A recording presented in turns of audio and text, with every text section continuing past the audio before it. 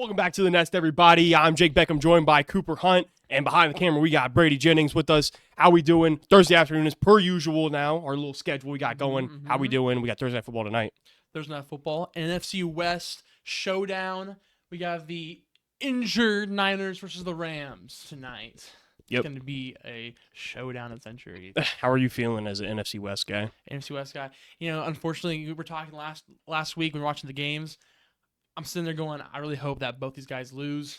So coming into Thursday, one of them have to fight for that win that they didn't get last week. But the Rams won, unfortunately. So now there's a 4-1 team coming out no matter what tonight. Tonight, the Rams are probably winning the game tonight. But the Niners. Unless you tie. Unless they tie.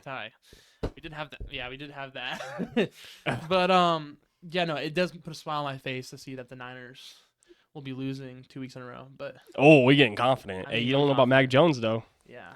I was telling Cooper before we hopped on, before the Jags game last week when Brock Purdy officially got cleared, I jumped, and I mean jumped to a line I saw, which was the San Francisco 49ers plus 5.5 tonight, and I cannot cash it out, unfortunately. So I'm riding San Francisco plus 5.5 with Mac Jones.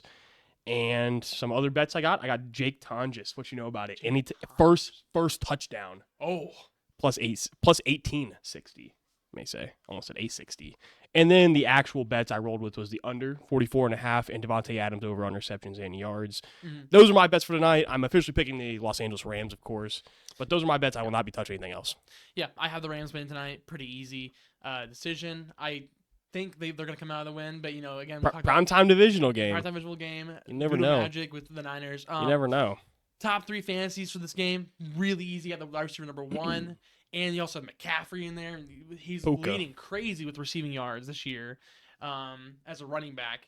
And then Still not better than Bijan, though. yeah, and Devontae. Devontae's been doing. Devontae has been really balling out. solid at Shout out fantasy Devontae Adams. weapons. I like it. Puka's been ridiculous. He's been crazy. getting so many. I think he's averaging like 11 receptions per game. Got his It's first been touchdown. Absurd. Shout out me. Anytime Yeah. touchdown, Puka Nacua. Jake hit that. Fantastic. Puka's been so good. I don't even know. There's not even words to describe. Like, I did not think Puka was going to take this big of a We were leap. kind of low on I also didn't think you'd get this target share. I thought Tay would, which honestly, Tay has come in and gotten more targets than Cooper Kupp was, but like it still doesn't matter just because Kyron Williams in the run game hasn't been able to really get going, so they've just been airing it out. Last game, they kind of started off slow for a little bit. The Colts should have won that game, if we're being for real. They had 14 points left on the board, but once Stafford got in a roll, he was just Matthew Stafford's so good. He's probably top 5 when he's in a roll. It's a matter of getting in that groove. Yeah. So last week, pick 'em. I went, I believe 9-6 overall. I'm sitting at 32-15. Cooper is now sitting at 30-17, 2 games behind now. Yeah. Falling behind him just a tad, Just a little bit. just a little bit.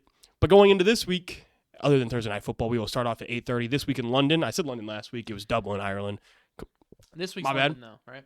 This week is London, as Minnesota is technically playing an away game against the Cleveland Browns, who are technically the home team. Minnesota coming into this game favored by 3.5 points. The over-under has fallen even more since last night, down to 35.5 total points for both teams to score. Minnesota's 2-2, coming off a 3-point loss in Ireland to Pittsburgh. But they're staying in Europe for another game. They're going to be rested up. You know, they're staying in. I thought of it poorly, like, oh, they're going to be so tired. They're staying over there. But they're adjusted to that schedule now in that time zone a lot more. Cleveland's going to be coming into that. So I think that helps Minnesota a the ton. Vikings out a lot. Carson Wentz obviously is the best interest for Minnesota. I know everyone's making an excuse for JJ's young, which he is, but I think as of now, Carson Wentz is just the best interest. Even though I'm positive when JJ comes back, he will still start, and it's especially the best interest for fantasy owners of JJ and Jordan Addison. I'll tell you that. Yeah, because Jay Jettas and Jordan Addison both had a very good game fantasy wise with Wentz at the helm. Yeah, and then the Vikings they lost last week to the Steelers. You know, they're kind of coming back in the later half of the game, fourth quarter. Yep. They had one more drive, we're able to get it.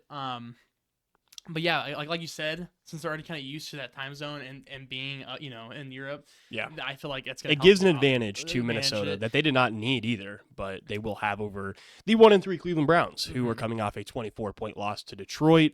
And Dylan Gabriel, I was 1 week off on the quarterback thing, but Dylan Gabriel's your new Cleveland Browns starting quarterback, and somehow Dylan Gabriel, as your new starting quarterback, guess who's still in the headlines over him? Shador Sanders. Yeah. I think the Shador stuff again was taken just completely like out of Yeah. context. If you watch the full interview, you got what he was saying. But ultimate petty move from Shador is not actually speaking in the next interview because he knew they would take him out of context. Mhm. So he was like mouthing stuff, very childish. But honestly, Shador, I'm a big Shador guy, so I'm always defending Shador. But I would probably do the same thing. I'd probably be petty too. But Yeah. I think people are questioning if Shador's actually on the grind. He is. I mean, if you saw his hair, he's not even like, bro, forget the hair. He's locked in on football. They try to get this football done. But yeah, Dylan Gabriel's your new starting quarterback. I think Dylan Gabriel's very good in the pocket, but Mhm. facing a Brian Flores defense in your first start And your in first start, Europe yeah, being in Europe is going to be with a difficult. banged up receiving core. Cedric Tillman's on IR now. David Njoku's questionable as of last night, and the defense is now banged up with Myles Garrett and Grant Delpit also being questionable for this Sunday. The Browns are now. I can't believe this is a 3.5 point spread. To be honest with you, it seems like I would have it like, I don't know, maybe 7.5, just because I know it's in Europe and I know the Vikings have a backup quarterback, but it feels like the Browns are at all the faults this Sunday. Yeah, and having him start his first game in an international game too, so I think it's just gonna be rough for him. Flores blitz defense is gonna have Flores him is gonna just have him hell. constantly pressured. And yeah, it's It could get scary. It could get scary, and then also Flacco. He's now benched, but he's the QB2. Shador's still QB3, so that's what people are also kind of upset about because you already benched. Come on, Flacco, man. you're still ahead of Shador. Come on. But yeah, I mean they're going against the Vikings, again, who have been, in this area. Solid though. Solid. I mean, a blowout win with Wentz at the helm against Cincinnati, and then they came back and almost got Pittsburgh, bit them in the end. But that Pittsburgh front seven finally showed up, and Minnesota could not run the football. Yeah. So it's coming down to a question if the Browns are going to know Vikings are trying to pass the football the entire game. Can the Browns stop it? I don't think they can. No. Trying to stop Justin Jefferson, TJ Hawkinson, Jordan Addison, even Thielen coming in there in the slot a little bit. Yeah. I'm taking the Vikings to win. I'm taking the Vikings to cover that 3.5 number with pretty great confidence. I'm taking the Vikings to win as well. And also, I would say, when JJ comes back, I feel like they're gonna put him in there over Carson Wentz. But I would give more time to develop, to be honest with you. Yeah, in my theory, I think what's gonna happen is they're gonna have JJ come back in by the end of the season. Wentz is gonna come back in and start. You think he's gonna do so poorly? Kevin O'Connell's be like, Wentz is our best shot to Vikings win. fans are gonna sit there and go, man, Wentz, we actually kind of performed, and I think they're gonna take out JJ. What did I say? So, but yeah, okay. And your starts? Oh, I'm assuming obviously that Vikings core. Pretty easy. JJ and Jordan Addison, they've had a killer game last week, and then since now they're having Dylan Gabriel in here, please start Quinn Junkins because I feel like they're just gonna try running that ball. Hold on, Junkins is gonna be I had it. I didn't bring it up and I didn't write it down in my notes. I should have. Quinshon Judkins has been unbelievable. He's been a dog. He's been the top personally in right fantasy. I've had running back concerns. Like I'm gonna have to start Jordan Mason this week, even though I don't love the matchup at all. This Browns running defense, I've preached to the moon and back at this point. But I put it off for Quinshon Judkins. Nothing went through, though. Quinshon Judkins, 94 rushing yards and a touchdown against Green Bay. And then Detroit, 82 rushing yards and a touchdown. Quinshon Judkins, have yourself a beginning of the career. He's doing really solid right now for the Browns. I think he's the future running back guy for that team. But I think Vikings are going to commit to that run is the problem. And they're going to try to make DG beat them over through the year. So we'll see. Yeah. We'll see about that one. But I would start him for sure based off value and what he's been doing so far. Moving on to Indianapolis in our noon slate. Vegas travels in. Indianapolis favored at 6.5. The over/under 47.5. Vegas 1-3, coming off a 1-point loss to the Bears on that blocked game-winning field goal attempt. Geno Smith has not settled in whatsoever to Vegas. 7 INTs thrown in 4 games. But on just a lot of picks so far. But on the other hand, Ashton Jeanty finally settled in with a breakout performance of 155 total yards and 3 total touchdowns. Ashton Jeanty, let's go, man. You saw he got his stance back. Yeah. And then they asked Pete Carroll. I don't even think it's like a game thing. I think it's just like it's something up here. Because they asked Pete Carroll. He said that he can see more when he's standing up straight. Really? He said there's no point in really down. He is small. He is like shorter. That is true. Okay. He is shorter. Okay. Yeah. They asked Pete Carroll about they're like, how do you feel about Jeanty, going back to his stance out there? And he goes, I love it. So then why did we ever switch it, man? Because they're trying to be fundamental. We've seen success. Don't change with it up. We've seen success with it with Jahmyr Gibbs. So I was a little confused when they changed it for no reason. Brock Bowers and Michael Mayer both questionable as of last night. If you hear anything about questionable things, take it with a grain of salt because this will be uploaded. You'll probably be seeing it on Friday, Saturday. Mm-hmm. Research is done Wednesday. I haven't really looked at all the update news today on Thursday. Just watch So the take it with a CPR. grain of salt. Watch the injury reports. Same thing with every single fantasy option you talk about. Just watch the injury reports. Just look at your team, look at who you want to have playing, and what their progress is. Yeah. Wise. But anyways, Geno has not been settled in, like I mentioned. 7 interceptions, but they still almost won the game in Chicago. Daniel Carlson just did not get a chance with the blocked field goal. And I was telling Cooper about this. John Gruden, I saw a video of him just being so pissed off because the practice formats are so much different than they used to be.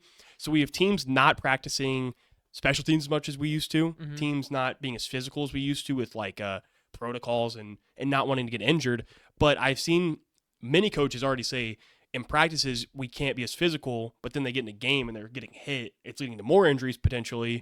Or John Gruden talking about teams are not going over their special teams, leading to a lot more blocked field goals. It's pissing Gruden off, so it's pissing me off, okay? But I had Bears, so I was not too pissed off, actually. Yeah. But I will say Bears were favored 1.5. So if you took Raiders plus 1.5, you covered the spread. That's why those plus 1.5s are so important. I had Bears on the money line, though. Moving on to Indianapolis, 3-1, 7-point loss to the Rams. And they should have won that game, like I just mentioned. Adonai Mitchell dropped the ball. He was trying to taunt a little bit, switched hands, dropped the ball for the end zone. And then the hold on the Jonathan Taylor touchdown run was also by Adonai Mitchell. Adonai Mitchell, a little bit of a bump early, finally got some good playing time and could not take advantage of it. Yeah, even though those two mistakes happened, with him, I still believe this Colts team is like a really good team. No, they should. Yeah, they should be 4-0. They left 14 on the board. Yeah, they should be 4-0. And they're going against Las Vegas, who's been kind of struggling. But, I mean, Gentile looks like he's now starting to cook a little They more. got ground game. On the ground game. Which could open up that play-action game to Jacoby and Brock. Yeah, I have Brock Bowers hasn't done a whole lot this year. I just traded for him. Yeah, Jake just traded for him in early. Use that Rashi Rice value to get Brock Bowers low. I can see them kind of cook it. And then talk about the defensive line by one guy, Max Crosby for the Raiders, who put Caleb in a Caleb said it was the best awful defensive player he ever played. Yeah. Ever, which makes so much sense. Watching that game, Caleb Williams was actually in prison. He was struggling. He was trying to throw. Crosby was doing so many things. Like, I couldn't even, grasp Crosby what he was able doing. to, be a one-on-one with an O-lineman. Be look at Caleb. Caleb throws the ball, jumps in the air, swats the ball, then picks the ball off. It was ridiculous. We had the little screen thing on the TV where it's all the games, and every single time we looked at the Bears, it's freaking because Cooper was watching the Bears game pretty intently because of Caleb Williams. Yeah, and everything was just getting swatted down. It was an absolute shambles. Max Crosby, have yourself a day. He's insane. Indianapolis has not lost at home this year, 2-0 at home, but Geno Smith is historically really solid in indoor domes. He just my bad, Mike. Geno has been really good in domes. He shreds usually. If there were to be a game, Geno needs to get in a groove. It would be now. You cannot fall to 1-4. That at that point is putting your season just really on the chopping block. And he's gotta have to watch out for those turnovers because can't be turning the ball over and winning games. Yeah, you cannot be doing that. And he's already thrown 7. Yeah, So, but it's gonna be interesting because I can even see it being like a shootout. And it will be, in my opinion. It will be a good, shootout. or Geno's being classic Geno and the Colts having a day. I think they'll play out that play action. My pick is Indianapolis to win this game. Same here. As of last night, I said not betting. If the number gets up to 7, I would probably take Vegas, even though I would be going against my word, saying I'm not going to bet Vegas again this year. That's his word. But I would probably take Vegas at +7 or 7.5 if it got there. And then the over looks good. It's 47.5. If you can get that at 46.5, I would hammer it. But yeah, I like the over too. Yeah.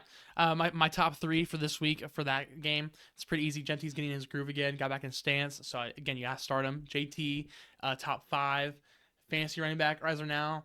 And then I also have Bowers. I feel like this could be a Let's go. Bowers Let's go. game. I will say, I got to give a shout out to soon coming to the Nest. We will have a UFC preview show involving our good friend Austin Hoffman. He is in our fantasy league. He sold a lot of these guys low, and it has not gone well. He sold Genty. Genty goes off. I got Drake London off of his hands. Drake London goes off. I feel horrible for the guy. He sold everybody, and we're not talking about mine though. Cooper's 0-4 right now. Yeah, it's See, 0-4. we can't have a Fantasy football. Guys 0-4. Yeah, we can't. Yeah, fantasy. Yeah, the you guy you can't. taking fantasy. No, I'm playing. I'm playing. Yeah. Trust him. Trust his advice. Hey, The trust- draft didn't go well, but you actually have the worst start sit percentage in the league as well. Yeah, it's pretty bad. I'm kind of alright. You're due. You're due. I'm due, but I'm preparing for just the next year's draft. Cooper's stocking up draft I'm picks. getting some stock up draft picks right now. But no, I traded. I got Tanking in Reek. fantasy. I got Reek, Hill, Injured. and some picks. But then Reek, the worst feeling of all time being at work. Can't wait to go home to watch the game, and then hearing, "Yo, man, rest in peace, Tyreek Hill." Or That's what we put in the chat. We said Yeah. Tyreek Hill, your career might be trade's- over. Your trade's chalked, and I went, "Great." I was like, what happened to Tyreek? So I actually felt bad for the guy. I was like, I don't really care about Cooper's fans team. If this dude just like snapped something, I didn't. No offense, but Yeah. I felt horrible for him. But then he was smiling, waving off the field, saying goodbye. I'm out of Miami, Yeah. and I was like, oh, never mind. It is what it is. But yeah, anyways, got off track. Good lord. Yeah, But we got- fantasy, we'll get- we'll get- I did want to say Cooper's 0-4, and me and Brady are combined 6-2. We're rolling. So maybe you're due though. You'll get together. Against the guy who's also is it my dad's 4-0? Yeah. So you're on his 4-0 team. 4-0 team. Anyways, Yeah, it's bad. New York Giants traveling into Mercedes Superdome to face the New Orleans Saints. The Saints are coming to this game favored at 1.5 points. The over/under at 41.5. The Giants are coming off of a 21-18 win over the Chargers at home. Jackson Dart gets a big win in his first start against LA, but he's banged up. He has to slide. He has to slide. Stop taking these hits. He was on the QB class with John Gruden. Gruden said, man, you got to stop taking these hits. And he did not listen to John Gruden. Now, He tried to run over people. please and- slide. Like, this is what's Yeah. going to happen. Giants lose Malik Neighbors for the year on a torn ACL, and you knew it was torn immediately. Just kind of some deja vu to the OBJ injury. Obviously, it wasn't an ACL for OBJ, but he also got injured at MetLife, getting tossed to by an Ole Miss quarterback. Yeah, it's brutal. I got deja vu when I was watching it. I was like, oh, man, there we go. But hopefully Malik Neighbors is back and healthy next season. And the defense was in complete bend don't break mode. They they gave up a lot of yards, but they forced 2 turnovers from Herbert, 2 interceptions, and overall the Giants get the biggest win they've had in probably some years. Dable was crying of how happy he was to finally win a game. Especially, Dart and Dayball got yeah, got a little close. they got something going. But going to the end of the game too, Dable was probably happy because he's like, man, we just started our rookie QB and he won the game. Plus and minus. So pros, Jackson Dart looked really good. My bad, Giants fans, but you're probably not gonna like my take on this game either. I'm just saying, I'm glad to see the Giants get a quarterback. Again, I told Cooper this. The problem with like how people are deciphering this, I didn't think Jackson Dart would be very good, and Cam. I will admit I'm wrong on Cam because I think Cam's gonna be an absolute dog at running back. But Jackson Dart, I'm still not huge on as a prospect. But when I say that, I'm saying it out of non-bias. I still want him to be a really good quarterback for the Giants. I think football's better when the Giants are really good. So don't take it as me just hating the Giants. But the pro, Jackson Dart looked really solid. We might have a franchise guy. The con is Brian Daboll might be buying himself even more time in New York, which I think would be an absolute, I don't know, it'd be awful for the Giants. So hopefully he does not buy more time in New York and Dart gets a new quarterback or new coach. But Dart and Daboll may have something going on, so I don't think that's happening. yeah, and then also TikTok. These guys, these Giants fans on TikTok, They hate us. I always think it is funny because we have our takes. We're not saying we hate the Giants. That's what I'm saying. Exactly. When we say this, I know I was harsh on him too. I really did not like Jackson Dart. Criticism. It's just my point of view. I don't hate the guy. I don't hate. Yeah. I like the Giants actually. I cheer for the Giants. And when it comes to non-biased games, It's just funny to me because we have our takes. Mm-hmm. We kind of say some stuff in the comments. People just interact with them with the takes and all that. But it's always funny to me. As soon as something good happens, I'll tell you what. Jackson Dart did horrible. No one would be talking in the comments. But as soon as he did decent and does good, Yep. Everybody there. People talking about where's the update at? What do you guys think? Yeah. Like that being said, we do love y'all commenting. do. Please keep commenting, do. positive or negative. We'll take the engagement first of all. Exactly. Second of all, I love seeing people's point of views and Yeah. reacting to what we Yeah. say, positive or negative. Plus, we can take criticism. Mm-hmm. If y'all comment and say, "Yo, Jake Beckham's an idiot," I don't really care, man. Like, We should make podcast equipment more expensive now. I do like that one. I felt like we kind of like that was like an achievement of a Who gives money on a podcast. microphone? Once you make it to that point, I feel like we're doing okay. Just keep talking about JJ McCarthy too. Oh yeah, no, Vikings fans been horrible too. Yeah. I'm a big Vikings guy. Vikings Giants guys. I don't shut up to Cooper about how good Kevin O'Connell is. I literally don't. Yeah, he does. But He's anyways, Exactly. But anyways, back on track. Yeah. New Orleans is 0-4 coming off a 31-19 loss to Buffalo, even though they covered the spread, proving they can somehow keep games close a little bit. They've kept every game close except for the Seattle game. But obviously the Saints being favored is raising some eyebrows.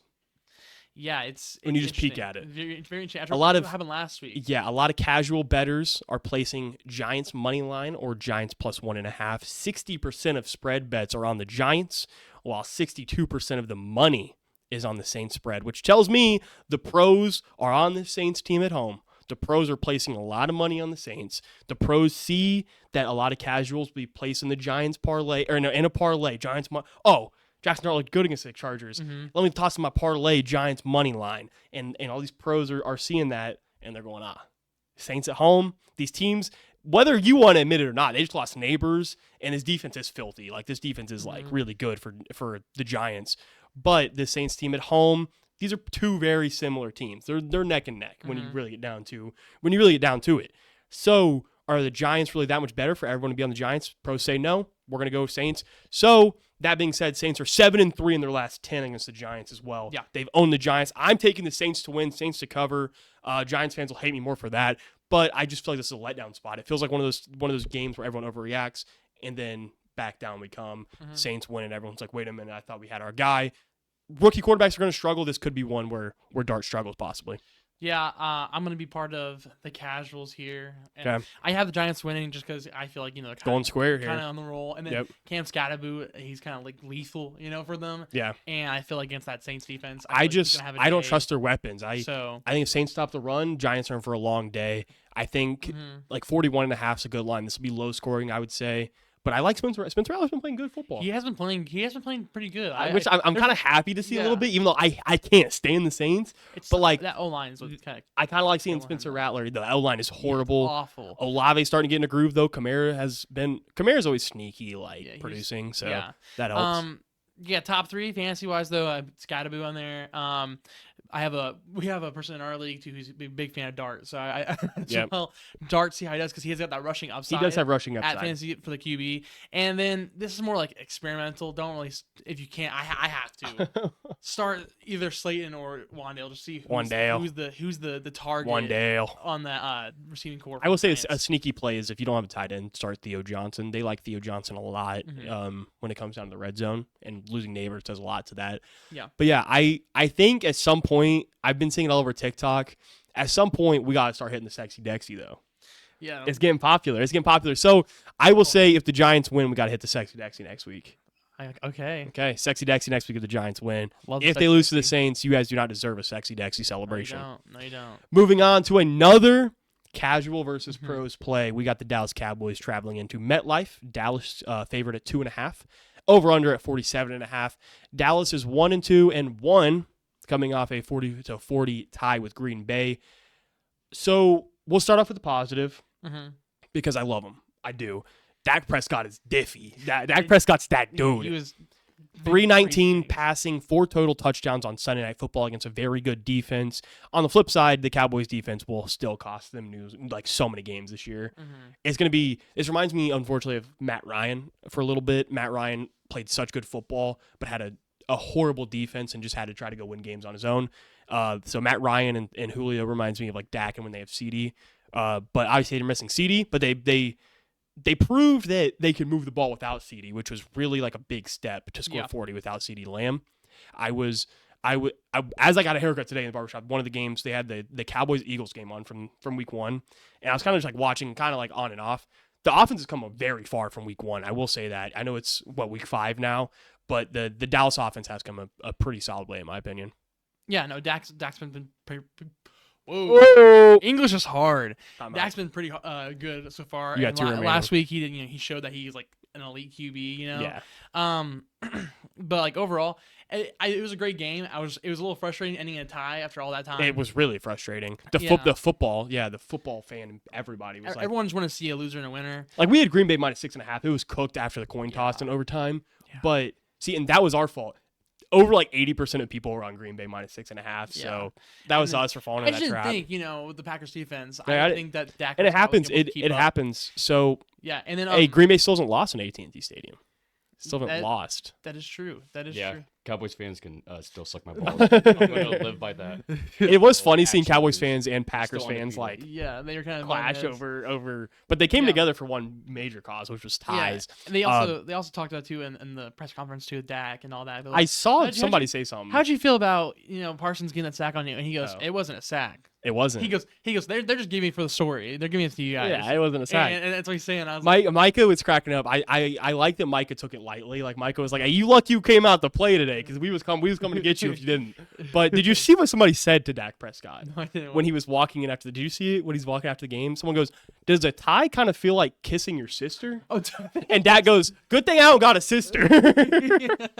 I do. Like I get like where they were going, but it's just a weird thing to say. Like I don't know. It's a very weird. Don't ever do that again. Don't ever ask that thing question to ever bring up again. to I Dak think that guy's Prescott. kissed his sister before. Yeah, I think he practiced a little bit on his It's sister. So you a need help, reporter. A little weird. If Was you that a ask Cowboys me. fan or a Packers fan? It was just a reporter, so I have no Oh, okay, idea. good. It was like media. That's why Would I have been a think. bad look on it. Yeah. Yeah. Do you have anything you want to say about the Packers, Brady, since they're on bye this week? I'll let you get it in here. Our special team sucks, but it Yeah. sucked ever since I've been a fan. So Oh yeah, that hit was nasty. Oh, dude, No. I remember that. That hit was I remember that. filthy. even if they didn't get that too Yeah. from that block thing, we would have won that game on that field goal. Yeah. But Yeah. our special Yep. teams is so freaking bad. That's Yeah. all I got. I'm not really mad at the defense. Another because block. I forgot about Dak that is block. just like that. I forgot about the blocked extra I point. was watching Special this teams are concert. so bad, bro. Yeah. Practice your special teams, please, guys. Come on. I think it's just Special teams has been practice. rough Well, Green this Bay's year. always had one, but just with everybody in the league, I think it's just practice. Yeah. And I know Shout it's out, a football team that didn't practice a lot in high school. Yeah. But Shout out Brandon anyways. McManus though. Brandon McManus came out to tie the game at the end of the game. Mhm. Ice cold. Oh, Ice yeah. cold. Me and Cooper were he's like standing there. that. We're like, "Hey, Brandon McManus, you gotta know it's through, bro." They hiked the ball in like 2 seconds. He walked up immediately. Went, "Yep." Piped down the middle. Okay, Brandon McManus, you still got it, bro. Possibly could have that 6.5 if the If Packers Green Bay got the ball first, decided to receive. which unfortunately It's just 'cause of the I've new rules. I've moved towards the Unfortunately. side of playing defense first or Yeah. play So because 10 minutes, there's only gonna be time for 2 drives. If you know what you got to get if you play defense first, so And I do respect you it don't now. have that advantage anymore if you get a touchdown, you win. Yeah, so Which at that Yeah. point, Playing my defense opinion, first.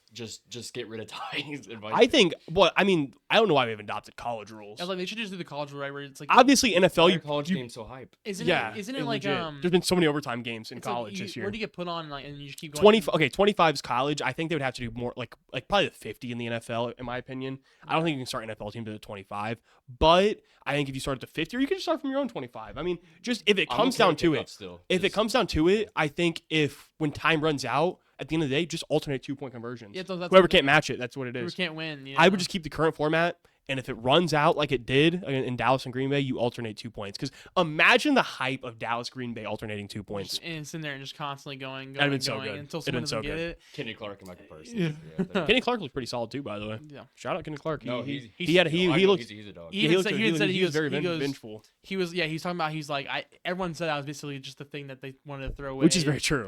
Put on the trade. He goes, I said that. He goes, he goes. I'm here to make a difference for the Cowboys after they just lost him. So shout out Kenny Clark. Yeah. Tyler Guyton and Tyler Smith are questionable this week, along with Trayvon Diggs on defense. Trayvon should have had that pick, but what got called back? What was the penalty on that 12 play? man on the field. 12. Oh, Yeah. It was something. Yeah, I stupid. hate that Yeah, because I was so like happy. he was already like the guy was just like, and he was not going to interfere at all, and he was like basically almost on the sideline. They call it. I'm like, Yeah, I Cooper hate was that rule. pissed. I was generally just like, why is Yeah. that a rule? Because if And we had they're Green Bay leaving- 6.5, so it's not like we were like watching. Yeah, the no, cheer I for was the watching. I was Cowboys. like, yeah. even if that was anybody, I mean, it's Yeah. like you shouldn't. I feel like because there's no way he's gonna interfere. Nothing's gonna happen like that if he's on the side, like barely almost on the Yeah. sideline. But yeah, Okay. little gripe. Yeah, moving on to the Jets. Jets are 0-4 now, coming off a 27-21 loss to Miami on the road.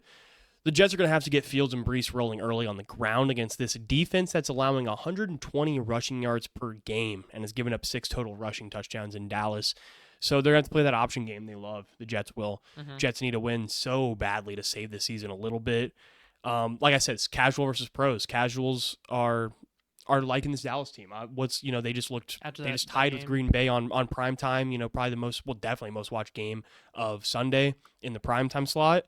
So people are seeing that Dallas team and they're coming on and they're betting Cowboys money line in their parlays. Cowboys spread 2.5 feels like a good number to everybody. But the pros like the Jets plus 2.5 number, just based off what I've heard is they think it could be in a situation where the Jets score a late touchdown in the game just to lose by like a couple points or something. So they're taking the value there to fade the public as well. Cowboys have won their last 9 October games as favorites. I'm taking Cowboys to win, and I'm not betting it as of now, but I might take the Jets plus 3.5 if it gets up to that. I also have the Cowboys winning. I think it's going to be a shootout, low-key, just because, the Cowboys team is awful.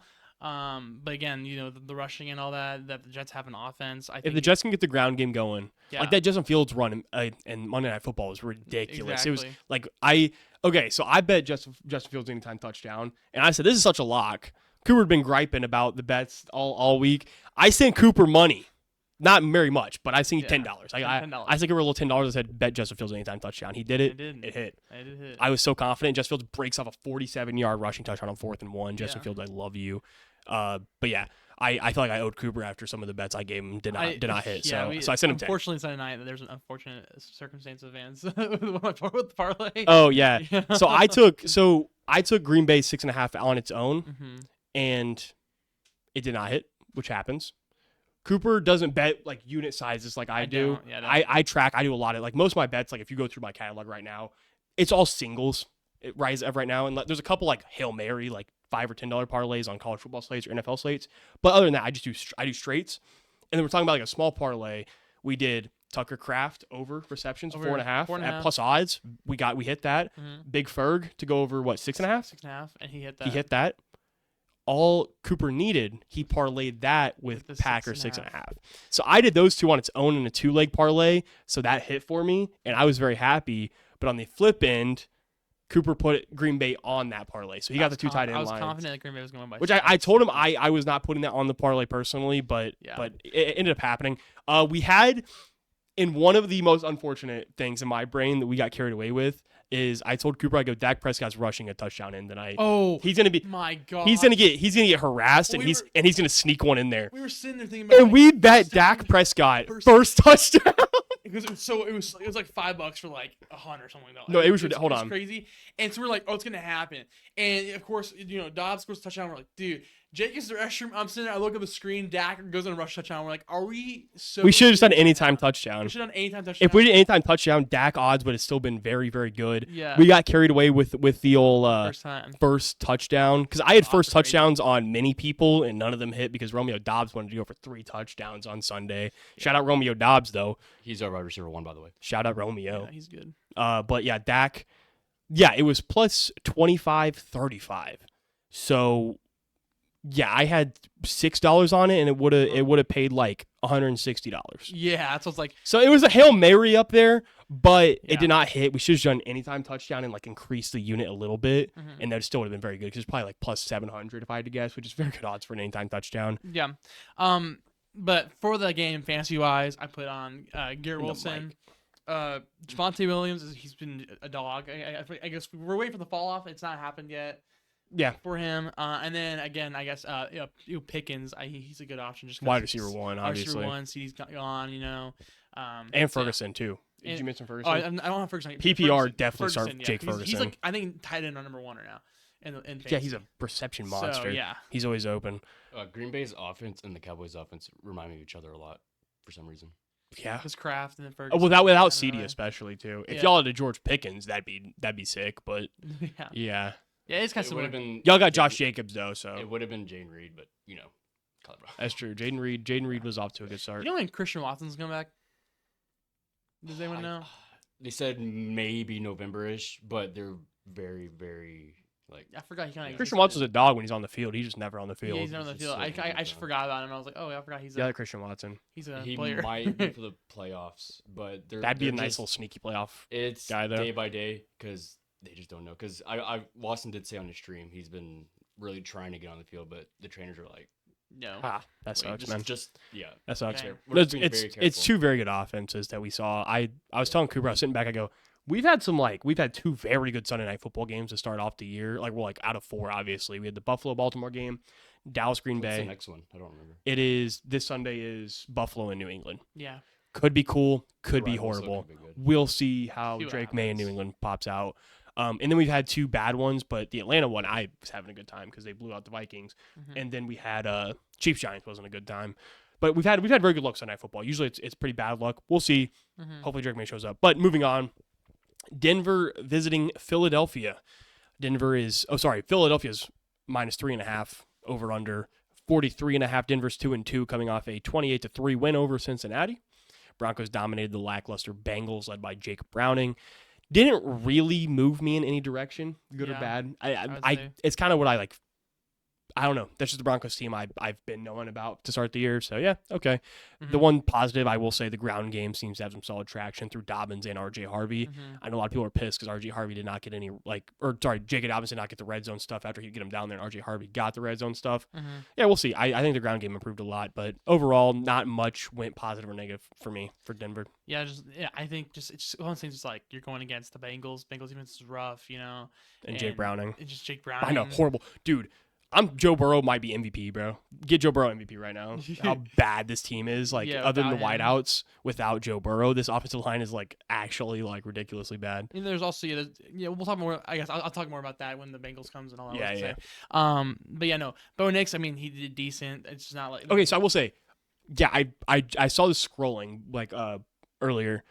Bo Nix was the best PFF graded downfield passer this week, which is a big plus if you watch the Broncos-Chargers game, because that is what costed the Broncos the game. Yeah, he could not. It's his accuracy down the field. So yeah, that's good. It's the Broncos. I feel like they could do good, they could do bad. Just how I've been seeing them and all that. And unfortunately, they're going against the Philadelphia Eagles right now, which reigning Super Bowl champs. Philadelphia's 4-0, coming off a 31-25 win over the Bucs. Philly had every right to lose this game. They had 200 less total yards, basically. They had more penalties, and they got a blocked punt for a touchdown at the beginning of the game. They kind of set the tone weird, but they didn't have that. They would have lost, obviously, too. But at the end of the day, Eagles, great teams find a way to win. They found a way to win on a 12-game winning streak at home. And every single game this year for the Eagles has been one possession. Yeah. Overall, I just think the Eagles, the team itself, is super balanced. Just everything, the offense, the defense side of the ball, the coaching. Even when they didn't look good, they beat an undefeated team. Yeah. So I have the Eagles winning this game, beating the Broncos. I don't think it'll be close. Really? Okay. I don't think it'll be close. So I also have the Eagles to win, but I think Broncos plus 3.5 is a very good number, just because I think this Denver team could give them trouble in areas Philly has struggled this year so far, I guess. I'm trying to put that in words. But I think they could get after Jalen Hurts with the blitz. They have PS2. PS2's him. PS2 could shut down A.J. Brown once again. A.J. Brown can be shut down. A.J. Brown, not rocking with the vibe, bro. I personally, and I'm not an NFL wide receiver by any means. I'm just some white guy watching on the couch. But I know Travis Kelce said this too, actually. Travis Kelce was talking about it. When you're 4-0, it feels a little crazy to come out talking about how you're not getting the ball. I get it for Jamar. They're losing games because Jamar's not getting the football. A.J. Brown, you're not really getting the football that much. You're winning games. You're 4-0, and you're beating good teams, too. You're beating Kansas City. You're beating Tampa Bay. You're beating Dallas. You're beating good teams, and you're mad that your role isn't increased. I don't like that look, personally. Yeah. Hey, Green Bay will take him. Yeah. Okay. That being said, Atlanta needs a wide receiver, too, right now. Mooney can't get on the field, so we'll take you, A.J. Brown. But, yeah, I just don't like that vibe right now. I know Goddard's been really good this year. Goddard's been really increased in the role. Tight end, Devontae Smith's been solid. He's been okay, I guess. We'll see. Saquon still needs to get going too. Yeah, but top 3 fantasy for this week. For that game, I have Barkley, of course, just because it's Barkley. Hurts is gonna be like one of those better QB guys. I think fantasy. There'll be a lot of rushing upside this week with Hurts. Due to pressure and blitzes. Yeah, and then the Broncos found their guy in Dobbins. Dobbins has been just putting solid numbers every week so far, being that running back for the Broncos. So yeah, just start him as well. And Troy Franklin. I'm starting Troy Franklin this week because I have a lot of buys this week in fantasy personally, so I'm kind of having to start some interesting guys. But Troy. Do you want to just really quick talk about last week's the score? Oh yeah, I lost by 0.5. We don't talk about it. J.K. Dobbins got some garbage time. Yeah, he got some garbage time rushing yards. I was like, I don't know why he was still in there getting rushes. I think it was a fluke. I'm not gonna lie, and I might sound arrogant here, but I think it was a fluky loss on the end. But it's okay. Yeah, it is what it is. He got garbage time rushes. But that's why I typed in the chat. I go, J.K. Dobbins, my new opposition one. That's just so annoying. Yeah. An annoying way. But Troy Franklin is still getting the highest target share out of any Broncos receiver. So Troy Franklin, people, hold on to him. We're so close. We're getting there. We're so close Stocks. to that horizon. We're gonna view it. They're gonna so rise. Fred Franklin will be here, and this Falcon things keep falling over, and I'm getting pissed off. Audio listeners, I'm sorry. You can also listen to audio on Spotify, Apple Podcasts, anywhere you want to listen to your audio podcast. Moving on to Miami at Carolina. Miami favored at 1.5. Over under at 44.5. Miami's 1-3, coming off a 6-point win over the Jets on the road. Tyreek Hill, as we mentioned earlier, is out for the year, and that'll probably do it for Tyreek in Miami as a whole. Tua gets rolling against a bad team, as per usual. Like Tua always gets rolling against a bad team. Classic Tua moment. And they got the beam on me. Darren Waller, 2 touchdowns, resurgence. Come on. Yeah, I remember watching that. It's got to make you feel a little nicey. They're like, Darren Waller touchdown, and I was like, I was going, It was a nice catch. Darren Waller. Yeah. I forgot he's on the Dolphins. I took under 2.5 receptions for Darren Waller. Got cooked immediately. I was like, yeah, you got me. I was not even mad either. It was one of the Yeah. the song been stuck in my head all week. I like the beam on me. The Gruden clip with him. Yeah. I was going off of it. Yeah, no, the Dolphins. Yeah, it's one of those games. It's like it was against the Jets. The Jets almost came back, in the fourth quarter. They're gonna not have Tyreek for this week. Yeah. It's kind of just like I don't know how the offense is gonna roll with Jalen Waddle being the RC1.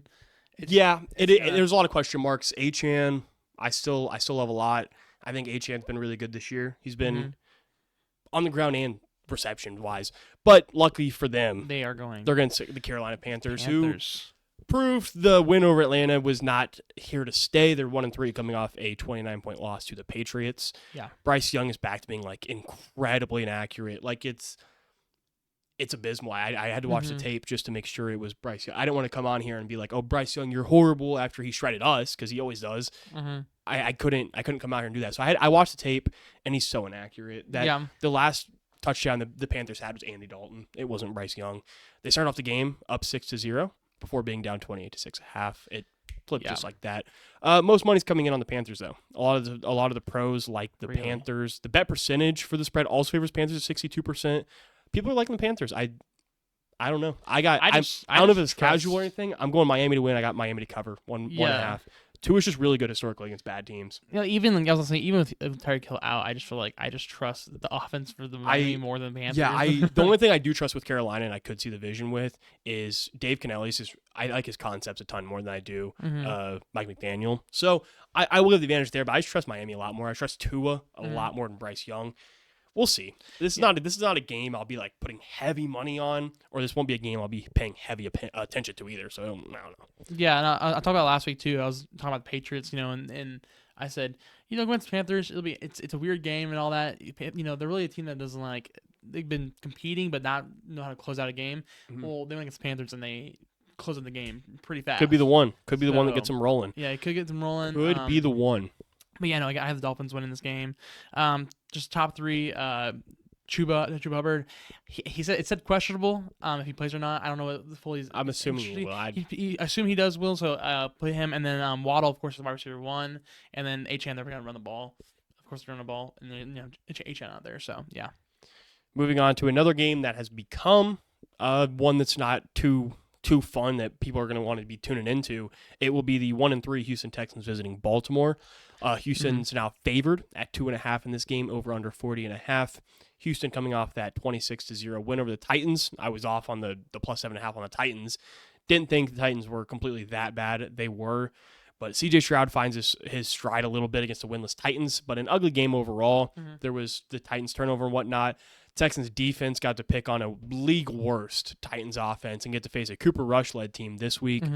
Texans could have found a break. They could. I mean, this could be the break they wanted. They got the Titans, and now they got the Baltimore Ravens without Lamar. Thankfully for them. And if you guys have not been paying attention to the injury report, they could also be missing Kyle Hamilton, one of the best defenders in the league, Chidobe Awuzie, starting corner, Nate Wiggins, starting corner, and Kyle Van Noy, starting linebacker. So Baltimore has officially ran into the injury bug. Like the injury bug has found Baltimore, and they're coming for them.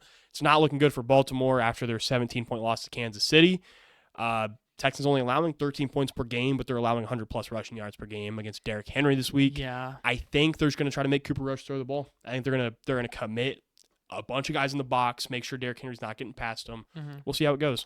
Yeah, I feel like every single season, Derrick Henry goes against the Texans. It's just it's bad. Yeah. Like he always there's always a big huge run he gets and he breaks out, and all that. So I think that they need to stop Derrick Henry. I think they're going to commit to it. I don't know if they can make the tackles. If not, that's going to be their downfall. Is just Derrick Henry. But I mean, I think Texas offense has been lackluster. Mm-hmm. But injury bug to that Ravens defense. Woody Marks is the guy RB1 now for the Texans. Yeah, shout out Woody Marks. Yeah, I think CJ. He's saying, he's like, I'm old now.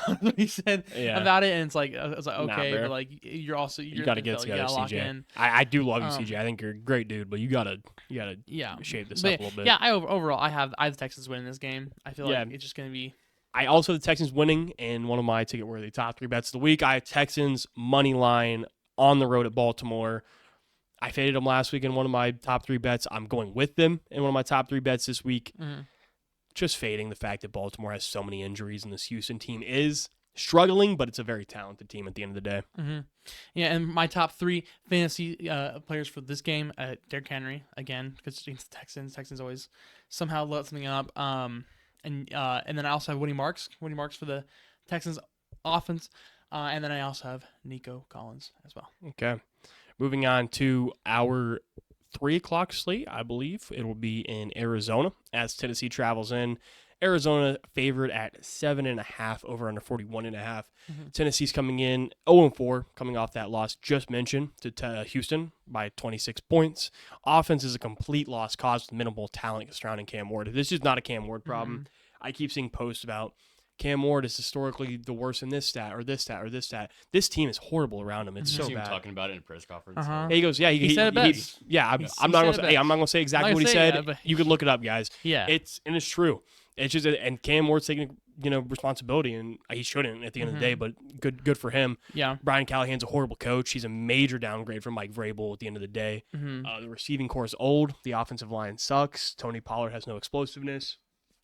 Yeah, and reporters are just trying their best to bring them down even more. Like afterwards, after what Cam Ward said, Brian Callahan came up on there and they're like, "What do you think about Cam Ward's comments about this team?" And then Callahan's like, "He's maturing," all these different things. And like, I just feel like they're just trying to like it's doing reporter stuff and all that. That's their job. The Texans team, not Texans. The Titans team. It's just bad. Yeah, it's a very bad team. Yeah, so I think I had to lock in the Saints were picking 1 overall. It could be Tennessee at this rate. I think it's either or, in my opinion. The defense hasn't been bad, but the offense is just, like I just mentioned, in every facet, this offense is horrible, and it's not helping Cam Ward at all. Yeah. And Arizona, on the flip side, is 2-2, coming off a 3-point loss to Seattle on Thursday Night Football at home. Arizona fought back in this game with Seattle. They came close, but they lost due to a 24-yard game-winning drive from Seattle. After James Conner's season was ended due to injury, Trey Benson has also been placed on IR, leaving Imani DiMicrado and Michael Carter as the backs in Arizona. We'll see. We saw Marvin Harrison struggle beyond belief in that first half. Yeah, the first half. And then second half, bounced back, finished the game at 66 yards receiving and a touchdown. Marvin Harrison, I was giving up on him during that game in the first half for sure, but he bounced back. So we'll have to see. I think they're in a good spot here, back at home for the second straight week against a very bad Tennessee team. It's a good spot for Arizona, I think. Yeah, I think Marvin Harrison like mentally needed that touchdown too. Oh, he needed it so bad. And he saw him; he was kneeling after the touchdown. Like it was just like I believe Al Michaels brought this up or Kirk Herbstreit, one of the two did. But it was like a sigh of relief. Was just like, thank God we got one. Yeah, like, I got a touchdown at least. Because that first half was brutal. It was really bad. It was bad. Like it felt like Seattle won the game. Like throughout the whole game, just because the defense was stopping killing them. But then the last 2 drives, they marched down the field. Yep. It just depends on this game. Like I still have the Cardinals winning, even to have the bad side kind of show up. I just think overall there's a better team, Titans. But it's gonna be curious. I'm curious to see which side shows up for the Cardinals. Is it gonna be that last 2 drive on Thursday Night Football, or is it gonna be the Cardinals? How they've been doing it? My pick is the Cardinals to win, and I'm not falling into the Tennessee Titans either. So I'm taking Cardinals to cover 7.5. I think even when the Cardinals were playing that was their worst possible football was the first half of the Seahawks game, and the most they fell down was 11 points. Yeah. So at the end of the day, if that's their worst football, there's worse football to be played than falling 11 points behind a 3-1 team. So I think this team is just way better than Tennessee. So I'll take Arizona on the points. Yeah, I have the Cardinals winning again as well. And top 3 fantasy wise, Kyler Murray and I think Marvin Harrison Jr. are going to have a good kind of game after kind of flowing in the last 2 drives, and then you're going to have to start McBride because McBride's a reception machine. Yeah, Trey McBride's as been well. ridiculous. So yeah, those are my top 3. I don't trust anybody on Titans offense at whatsoever. Yeah. So yeah. Moving on to the Tampa Bay visiting Seattle this week. Seattle coming in this game favored by 3.5 points, over under 44.5. Tampa Bay 3-1, coming off a 6-point loss to the Eagles. And as I mentioned earlier, Tampa Bay really should have won that game Sunday and should be 4-0 probably coming into this game. Bucky Irving is officially out this week. Mm-hmm. Mike Evans is still out. They're just battling so many injuries. It's Is really Mike out unfortunate. still? I believe. Okay, That's what I heard. I thought he was still out. Yeah, it's good for Seattle, I guess, for us. Well, but I didn't know that. On Sleeper, it didn't say he was out, so he's probably questionable. Okay. Well, I didn't know if he's coming back 'Cause it this said he week had or points, next week. Because I have him and I had to take him out We'll check. last week. Give a little bit That'd of be, a... unless that'd I'm be, changed, that would be so- big for Yeah, Tampa. it'd be brutal because I had him here because I thought he was playing, and I'm like, I have Baker in my. it's gonna be bad. No, he did not practice today. Okay, So we'll see. Probably. Yep. doubtful. That's good for Seattle. At least. A lot of players still questionable. Yeah. Tristan Wirfs and multiple defensive starters are questionable. But Emeka Egbuka is filling in that role beautifully. Still unbelievable this year. Baker's new favorite weapon, in my opinion, with Mike or without Mike. I think Emeka Egbuka has just been that good. I think this Tampa team is a bounce back spot for sure. Coming off a game they really should have won against the Eagles, going on the road to Seattle. Seattle's 3-1, coming off a 3-point win over the Cardinals on Thursday Night Football. As we just mentioned, they controlled 80% of the Arizona game before playing. They were playing not to lose. They weren't playing to win that game. They were playing not to lose. I have stopped splitting carries on here. I don't even want to really get into it because it's kind of disappointing at this point. The Charbonnet carry and workload is just so disappointing, and it's annoying. It's really like I annoying. feel like I've already mentioned it so much. It's like it's not even worth keep on talking about. Yeah. Sam Darnold's played really good though. He's been hitting all the open passes and even ones he's been throwing open. So shout out Sam Darnold. We will be getting the number 1 overall pick versus the number 3 overall pick from the 2018 draft this Sunday. Yeah, no, I'm pretty nervous about this game. It's probably since week 1 because that was also just the season opener in Seattle. But I'm nervous for this game just because it's definitely a game we can like really lose. You know, I was confident against the Cardinals, you know, and the Saints, but it's again like how you said like last week. Seattle comes in. This is the game that kind of proves what we see from them. I feel like this week is a big game. This is a big stepping stone for sure. I really feel like it's going to be a shootout. in my opinion, really. I was thinking this is going to be kind of lower scoring. I think I trust both these defenses a solid amount. I don't think Seattle's going to be able to run the ball at all. This Tampa front 7 is ridiculous. Yeah. I think Seattle's defense is really good as well against an injured offense for Tampa. I think it's going to be low scoring personally. I think both these defenses stand their ground. I don't know. I think this will be a good game though. Overall, I'm excited to watch it. I think, like I said, last week was a prove-it game for Seattle. I think it's another prove-it game like you just mentioned. Seattle's 3-1. If you beat Tampa, you go to 4-1. Maybe people will take you a little more seriously. Because no offense, although Seattle's 3-1, I feel like no one's like really thinking about Seattle as like a Super Bowl contender by any means. Even though they're top 5 in power rankings and whatnot. We'll see. pray for times like these, you know. Yeah. But yeah. I think we saw this last year though. Yeah, we did. We went 3-0 first, and then 3-1, and then it started going on downhill. So I'm just not budging yet. I think, yeah, and this is Seattle's 3-7 in their last 10 home games, which feels like we're awful at home, but yeah. Also we're having the throwback jerseys standoff. So is Tampa, yeah. So it's gonna be a really beautiful, cool game. beautiful I'm excited presentation. to see just because of the jerseys. But yeah, one guy also just with trade rumors going on. And I think he just needs to step up on on Seattle's defense. It's Tariq Woolen or Reek Woolen. Seattle, you should put Tariq Woolen on and make Egbuka the entire game. The entire game. I'm down. I saw a thing he said how he goes, I just want to stay in Seattle. He goes, I'm gonna work hard to prove that I can be in Seattle. He goes, I'll take less of a contract if it needs to happen. And all these different things. Really? That's what he said. I would not be doing all that. He wants to. He said he wants to stay. And it's just one of those things. Just like Tariq, it's like his first year, he went crazy with all the picks. You know, he was getting all this hype, and then he's just been doing pretty bad like the past couple years. And he's been proving that he's been a liability this year. Last week, he was not doing good. When we went against the Niners, he basically screwed us over. Backup tight end, mossed him in the end zone. We lost because of that. He's just gonna really need to show up against this game, especially going into Emeka Egbuka and all that. And I think Godwin's back, right? He's playing. Yeah, Scott. Yeah, he played last week. He played last week, yeah. So and then plus it's Baker Mayfield. Baker Mayfield, the Yeah. QB. So it'll to me, I feel like it's gonna be a great game. So I'm really excited for it. Yeah, what I had not thought about is Reek was. It's just dawning on me now.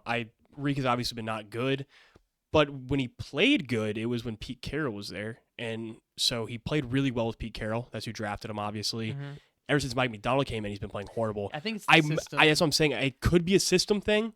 That's what just occurred to me. It could be. Mhm. I have no idea. I think if Seattle were to cut ties with them this early, it feels like we're kind of like, I don't know. It feels early just my opinion.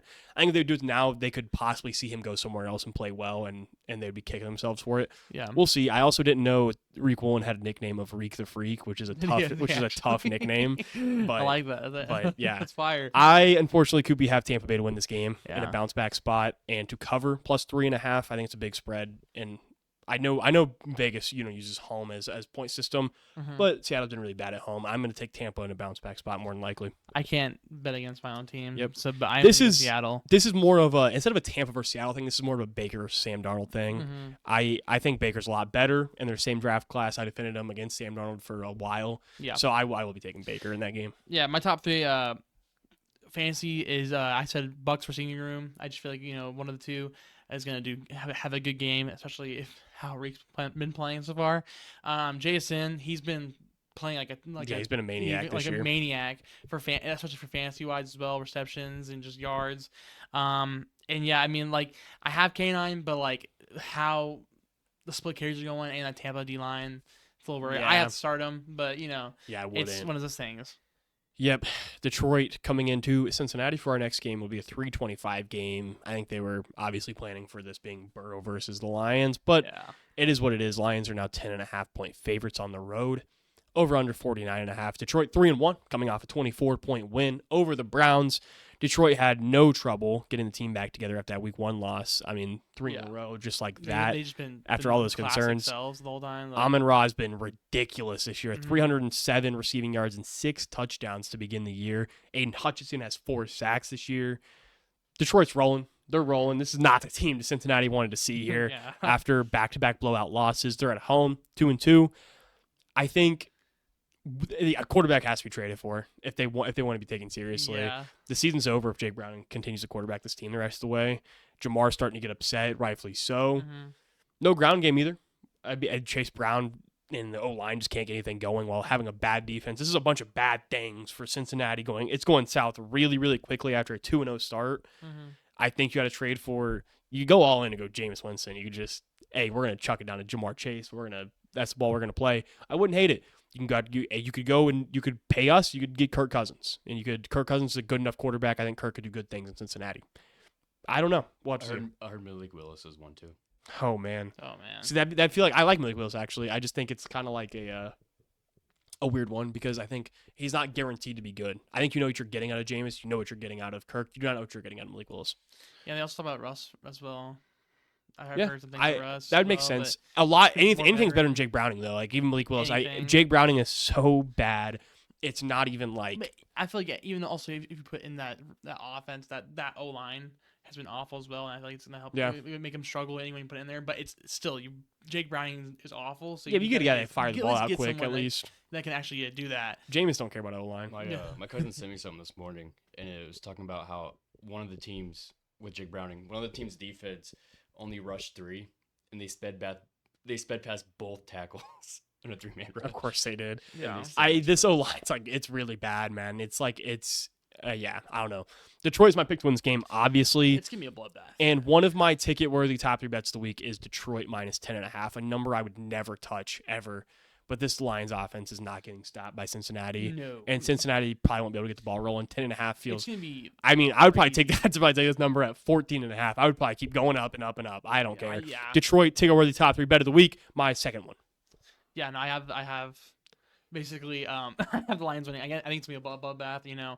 High scoring only for one side of the ball of the team. It could get scary. It could get. If you're a Cincinnati fan, I would not go to this game. Yeah, and I would- unless you want to see points. I guess I don't Yeah, know. I Lions guess. always run up the score too. Oh, the Lions they are going do. to run up Yeah. score. They'll be up, and Dan will go on 4th down for march on the field.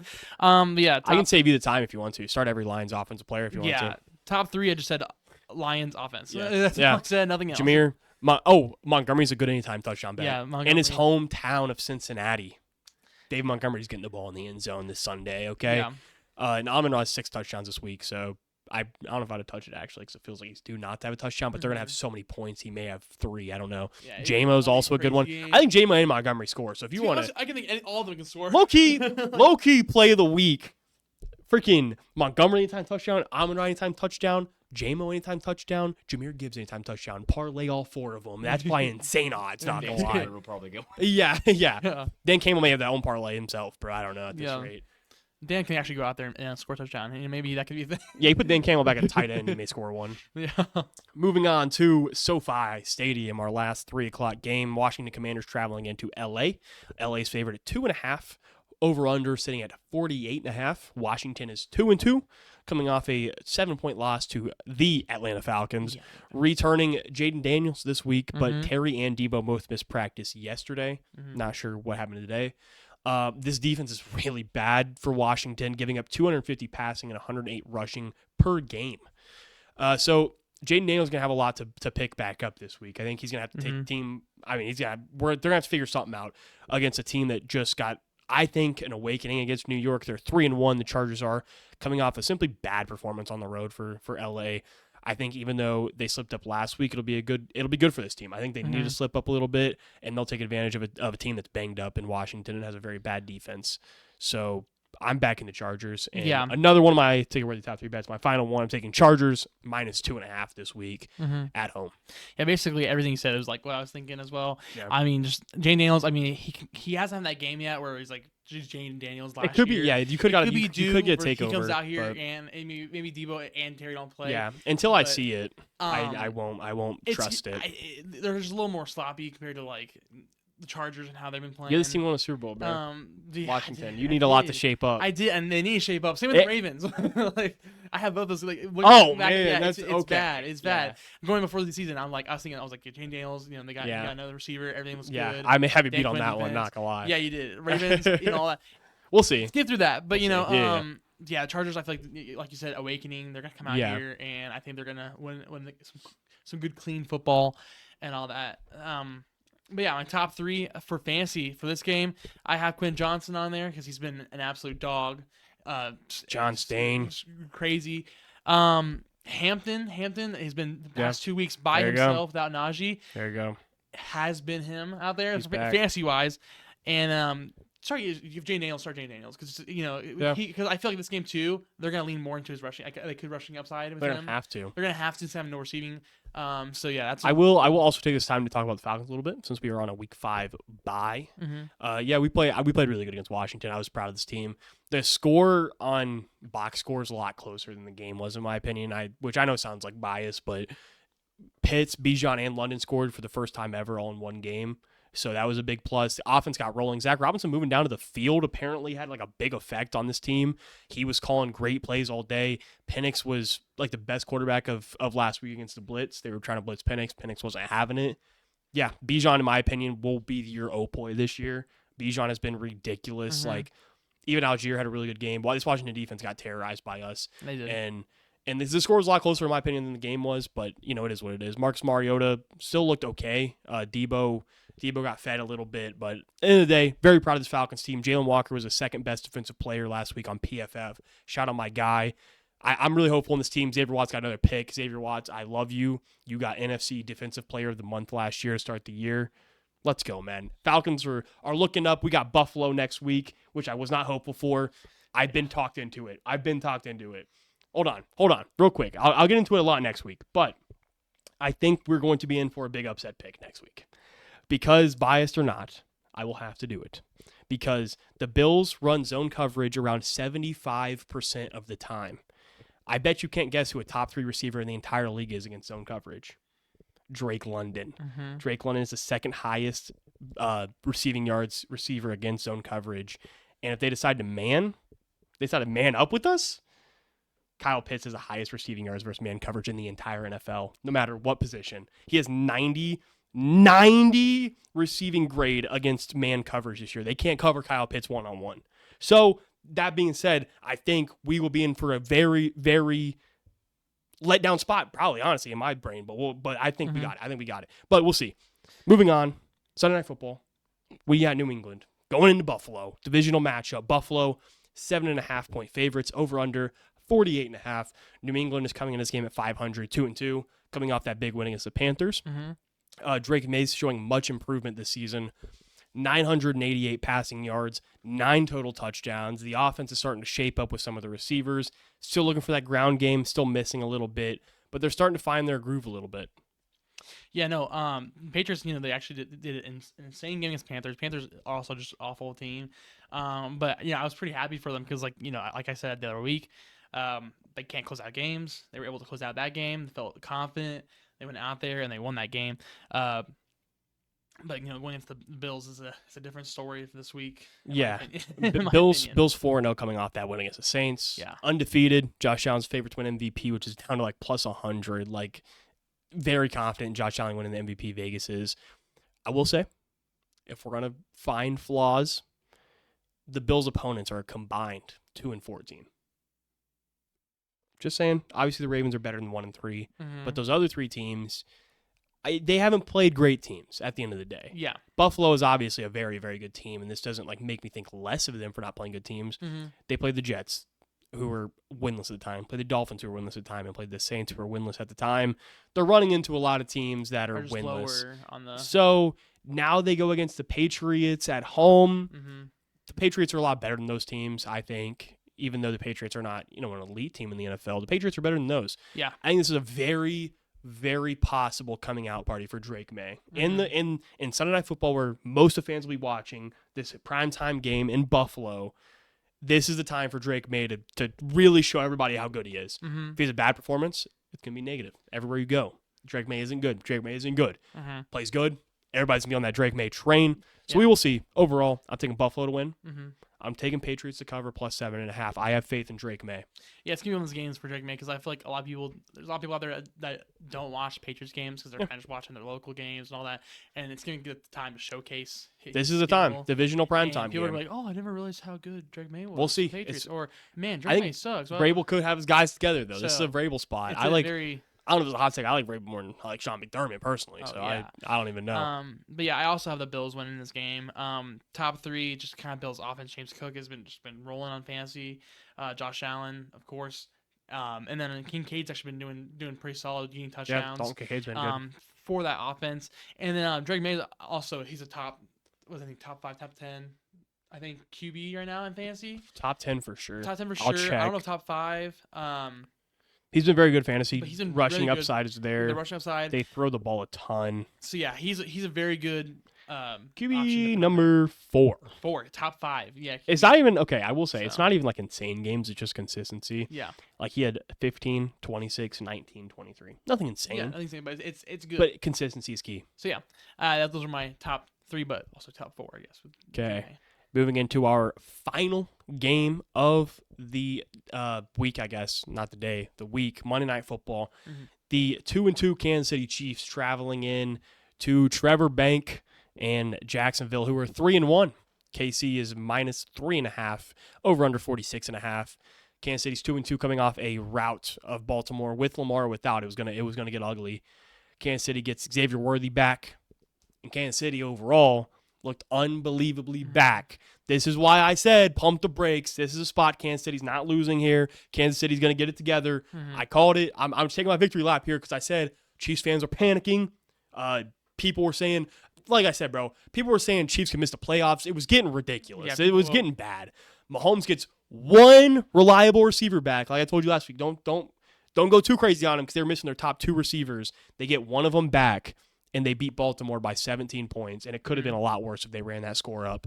But they did not. Mahomes looked super back with a trustworthy receiver, like I just said. They had no ground game, which is a little concerning. I think Brashard Smith, the rookie out of SMU, could end up being their RB1, though, by the end of the year. Mahomes is currently the Chiefs' leading rusher with 130 rushing yards. They have no ground game, and they still beat Baltimore by a ton. I love Kansas City now. Kansas City, keep going, man, I guess. I hope they lose this week. I'm not going to lie. I like Jacksonville a lot. Yeah. But good for Kansas City. They got back in it. When's Rashid coming back? Week 7. Week 7. So not next week, but the week after. Yeah, Rashid Rice is back. And then that will be unfortunate for whoever plays them. Mm-hmm. Yeah, and overall, I was wrong about the Chiefs last week. I thought it'd be a Hand game up. where the Ravens really need to win this game. Chiefs Chiefs. Chiefs needed it more, man. Lamar got injured, but I don't think that's gonna change anything. Yeah, for it was the getting game. ugly. It was getting ugly early. It was getting ugly early. Yeah, I don't It was know. just a home spot. They felt like, I don't know. It felt weird. Yeah, but I mean, they're going against the Jags this week. Chiefs. It looked like they looked like the old self, kind of like the Lions lost that week 1 game. Everyone overreacted. And now they're the Lions. The Chiefs lost. First 2 or 3. First two or three games. Barely beat. Not barely, but kind of just with the Giants. Looked rough with the Giants, and then they looked great against the Ravens. Get Xavier Worthy back and immediately. Yeah, they are back. Show it results. makes you think though, man. If they had Worthy the whole game week 1 against the Chargers, it's very possible they could have won. Yep. But yeah, no. And that goes for a lot of games, but it is what exactly. it is. At the end of the day, and I know most people say this, these teams aren't healthy, but no one is. Mm-hmm. In the NFL, no one's healthy. Yeah. Your favorite team missing a couple of people. My favorite team missing. Everybody's team's missing people, Yeah, everyone. bro. Yeah. At the end of the day, the only reason I want to hear injury excuses right now is if you're Baltimore or if you're San Francisco. Mm-hmm. Those are 2 teams I can hear out. Unless am I missing somebody? Baltimore. I just said them actually. Am I missing somebody? I think it's, Cincinnati. You got it, bro. Yeah, because Burrow gone. But other than that, unless you're missing a ton of people, 1 week, I don't want to hear your season sucks because of injuries. It's not. That's not what it is. Moving on to Jacksonville, 3-1, coming off that 5-point win against San Francisco. Mm-hmm. Jacksonville, my AFC champion pick, finally impressed me with the passing attack and found a way to hold on to that game, even though it got a little scary at the end. Jacksonville found a way. The passing attack finally impressed me, which I was very pumped to see. They got it rolling. They got it rolling finally after Yeah. only running the ball. It feels like the past 3 weeks. Jacksonville was gifted with 4 turnovers from San Francisco, though. I will say that. Kansas City's not giving you 4 turnovers. Mm-mm. They won't. So I got Kansas City to win this game. I think this is an underrated game, though. I think Jacksonville covers plus 3.5. I think just because Kansas City always, even when they're Super Bowl champions, they're this close to losing every single game. This could be one of those games on the road in primetime Jacksonville. I see Jacksonville keeping this one close. I like this Jacksonville team a ton more than I liked them last week. Yeah, I also have the Chiefs winning this game. Jacksonville, until they start really, really, really open up that pass offense, it's just, they've been kind of running the whole time. Yeah. I just think the Chiefs overall is going to win. They're back to them being their own selves and all. Even though I like Liam Cohen and how he stands on business against Salah. I forgot about that. That clip. I like him as Keep my name coach. out your mouth. Yeah, he pulled Will Smith there, but Liam Cohen. I have the Chiefs. It was funny. I do love Liam Cohen a lot. I think Liam Cohen's very good coaching, and I think his personality is hilarious. I think he's corny, but in a way that it's a funny corny. Your homeboy corny. He's entertaining. Yeah, he's very entertaining. Solid stuff was funny because I know they were beefing. And then Cohen was a tougher guy when he was getting held back for sure. But hey, man, it was like Saul was they're legally stealing signs and all of that, and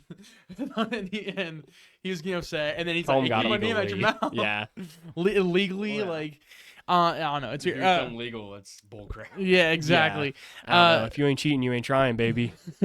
Top 3 fantasy this week: Mahomes rushing upside because he's been rushing pretty well, being the lead rusher, and then he's have a very high fantasy quarterback as well, by the way. Yeah, Mahomes, if you can place futures in your state and you were legally can legally bet, even though we cannot do futures. If you can legally do futures, take Mahomes. It's plus 6 or 7. 700. I knew I was gonna say it at some point. It happened. If you're still watching this far in the video, appreciate you. Sorry for that one. But Mahomes very good odds for an MVP in my opinion. I think if you want to fade Josh Allen, Mahomes your guy. Yeah, and then I also said we're the wide receiver 1 right now, basically. Yeah, it's never going to start. And then ETN, because I feel like they're just gonna keep rushing the ball. They're gonna use him. Can they run it against Kansas City? Can they run against Kansas City? I don't know. We'll see. But I'm thinking just of someone on that I have to side start of the Travis Hunter this week because of my buys. So yeah, we'll see, man. Yeah. Moving on to our final segment of every episode, our parlay. I pick 2 legs. Cooper picks 2 legs. 2 legs. And we will give Brady 1 leg. Brady, do you want 1 leg or no? Do you want 1 leg or no? I'll give it up to you if you want to roll here. I'll think about it. You guys do your. Okay. So my 2 legs, which is always weird picking my 2 legs because I have 3 best bets, but I have to pick 2. So I will be picking the Detroit Lions minus 10.5, probably, and I'll do Texans money line for my 2. Texans money line minus 130, and Detroit Lions are minus 10.5 on flip at minus 110. While you're thinking of your legs, unless you have them, do you have them? I have them. Yeah. Before you do that, just because I teased it earlier, I do want to give everybody the odds if you were to do the JMO Amon-Ra Montgomery Jahmyr Gibbs anytime touchdown tree, $10 were to pay $129. Not as fun as I thought it was going to be. Man. Yeah, not as fun. Okay, it's okay. Purely because Montgomery's minus 190 to score a touchdown. Didn't know that. Jahmyr's minus 200 to score a touchdown. Didn't know that. Makes sense now. Amon-Ra is definitely the value at minus 110. JMO's the value at plus 180 for sure. Yeah, anyways, minus 10.5 and Texas money line. What you got for the other two? I got so my theory, I think it's gonna be I feel like it's gonna be a close game, kind of a shootout type vibe. Okay. With Seattle's game. Okay. They have Jason right now anytime touchdown at plus 120. I feel like Okay. overall he's the number one target. Last week got Plus 130. it's plus now. 130 now? Yes. It went and there you go.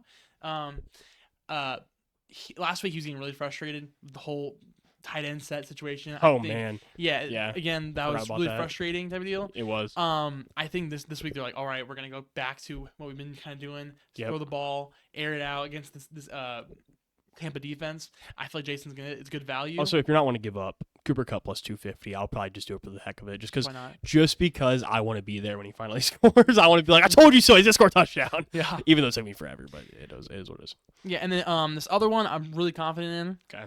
I like it. Amari Hampton. Mm-hmm. He's sitting on. You can do 3.5 receptions. Over is minus 125, or you can do 4.5 receptions and it is plus 150.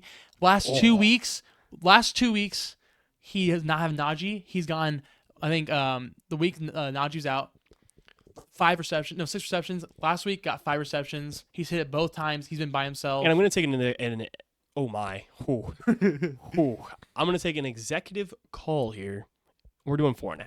Yeah, we're doing 4.5. I saw what Marlon Hampton ain't Bijan Robinson by any means. But he gets the ball. But he gets the But reception. Bijan did B-Wags so dirty all game. B-Wags was in hell trying to keep up. It was over. Yeah. So we'll do 4.5. Yeah, 4.5 for plus 150 to me is I feel like it's like really good value since he's hit it literally the past 2 weeks. And being by JSN went back himself. down to plus 125. Flip is really messing with this line right now. Yeah, with him. But yeah, he's gonna be hopefully in plus 100 or something odds going up there and all that. Yeah. So, Okay, Brady, do you want to contribute? Final decision is? As much as I want to say Dan Skipper anytime touchdown, Oh no. when you said JMO, Dan Skipper? no, I said as much as I want to. Oh, I was like, oh, oh no. my. When you said We're playing $10 for $5K here, ladies and gentlemen. wait, when you're saying I think I know where you you're said going here. JMO was 180, right? Plus 180. Just because he's on my fantasy, I think I'm really rocking with that. And it's Okay. the Bengals defense. Jameson Williams. I think we're going to be playing for some good money here. I think- can already see the odds. We're going to be playing for some high stakes. I'm just the editor. I thought it was so I'm play sorry if I screwed somebody. If you want to tail the Nest official parlay of week 5, this is not a week by week betting parlay, but this is a small sample size. If you just want to toss one on, don't blame us if it's not hit, because this is really reaching here. $10 pays $482, and if you want to put 20 on it because you're risky like me, it'll pay out $964. If you really want to That would be. if you want to get There you deep in go. the, and if That that would be hits, by something. the way, ladies and gentlemen, well, it might go 0-5 like it always does, but if it hits, we will be throwing an absolute celebration here on the Nest next week. I'll be going Want some through, new equipment. I may be going through this Yeah. table. make sure too to follow us on YouTube, subscribe On YouTube. noties, and if you because for audio listeners as well, Giants win, Sexy Dexy Dance. Sexy you Dexy don't Dance want to next miss week. that. On And the we'll be going podcast. and we'll be going insane if this parlay somehow hits. So Sexy Dexy Dance possibly next week, possibly a celebration. And I will say, listen on Spotify, Apple Podcasts, If everywhere. parlay hits and Giants win, I say you do sexy Dexy with your shirts. Oh no, that's not happening. We would have to get age restriction. No, that's happening. That's happening. No, I'm That's gotta not happen. doing that. That's happening. Cooper, if a 5-leg plus. Oh, I don't know if I want to commit to this because I don't know if I Yeah. want screenshots of me with my Nah. shirt off. Yeah, in 2025, the Lord's year of 2025. that will be a game time decision. Probably. Yeah, game time decision. If it hits, we'll see there when Yeah. it hits. But listen on every Something's platform. happening if they both hit. So yeah, something special will be happening if they do. Mm. But Make sure to listen on every platform. Make sure to watch on YouTube. If you're watching on TikTok or anything like that, or go over to TikTok, follow the TikTok. We're doing good views. We're doing good engagement. Thank you for interacting. But we're sitting on 16 followers. Y'all Let us know how you feel. help us out a little bit on the followers. But y'all are doing great on engagement. We appreciate y'all. We appreciate on every platform. And please have a great week with fantasy and betting and football. No matter what, football is fun, whether you lose bets or win bets. But it's a lot more fun if you win bets. So let's go. Have a great weekend, ladies and gentlemen.